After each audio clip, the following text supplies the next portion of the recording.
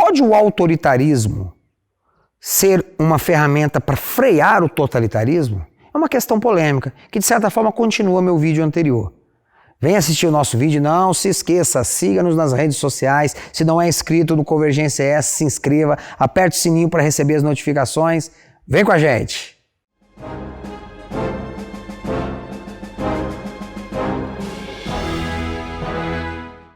Olá meus amigos, em outro vídeo eu expliquei a natureza do Estado moderno e como que o totalitarismo está em sua essência, na medida em que o Estado moderno não respeita as demais formas ou instâncias de poder, apenas ele.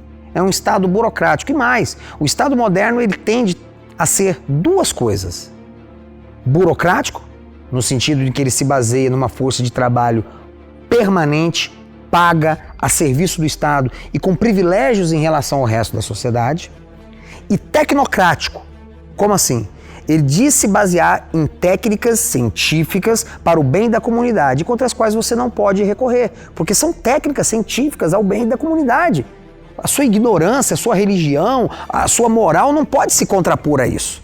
Então ele é absolutista, mais absolutista do que jamais sonhou a França de Luís XIV. E aí eu quero colocar aqui uma questão, pode um regime político, pode um líder político ser autoritário para se contrapor ao totalitarismo? Isso pode parecer contraditório, mas aqui eu vou dar minha opinião pessoal. Eu acho que sim. E vou dar exemplos. O regime militar brasileiro, por exemplo, de 1964 a 1985, foi um regime autoritário. Não vou entrar no mérito se foi ditadura ou não, mas os presidentes mandavam sem mandar recado. Eles faziam e acontecia. Se precisava chutar a porta da frente, eles chutavam. Botaram o Congresso em recesso algumas vezes, usaram atos institucionais, fizeram intervenções nos estados. O próprio ato de tomada do poder foi um ato unilateral em que as Forças Armadas pressionaram João Goulart a sair do Brasil. Depois o Congresso referendou. Mas foi um regime autoritário. Mas é a minha pergunta, o regime militar que vigorou no Brasil de 64 a 85 era mais totalitário do que o que vivemos hoje? E é óbvio que não. Você tinha muito mais liberdade como cidadão do que hoje. Jamais no regime militar brasileiro se viu cenas de trabalhadores sendo presos, agredidos e espancados por trabalharem, sob qualquer justificativa. Jamais se viu cenas de pessoas sendo presas na praia por estar na praia.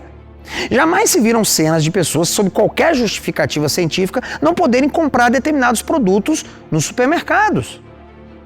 Agora veja bem, logo após a queda do regime militar, vimos o governo de José Sarney, em plena redemocratização, com um plano cruzado, tabelando os preços da economia. Chegou ao ponto ridículo de perseguir boi no pasto, porque estaria havendo especulação. Isso foi na democracia, isso não foi no regime militar. Então peraí, Calegari, o regime militar era autoritário? Sim. Os militares, eles não ficavam perguntando para os civis o que queriam fazer ou não queriam, eles faziam.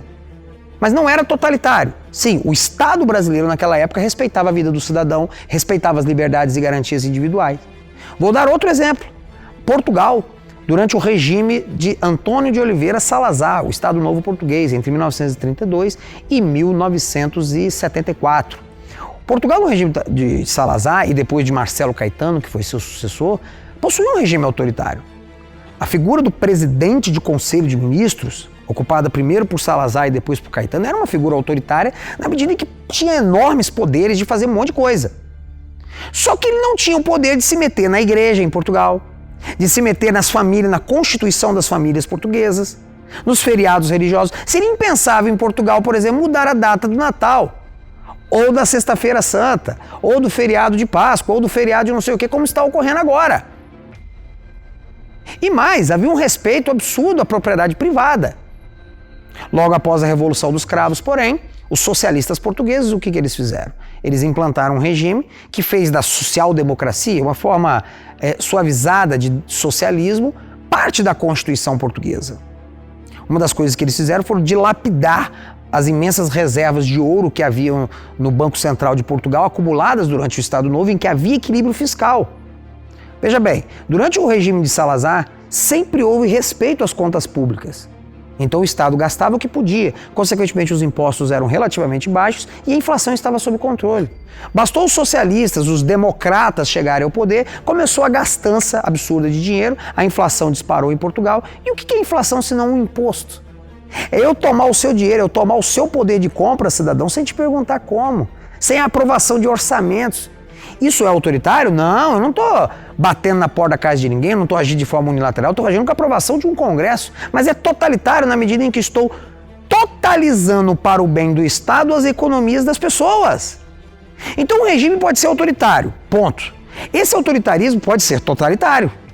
Por exemplo, a China possui um governo autoritário porque toma medidas unilaterais, fortes, firmes, e é totalitário porque não respeita direito algum dos cidadãos.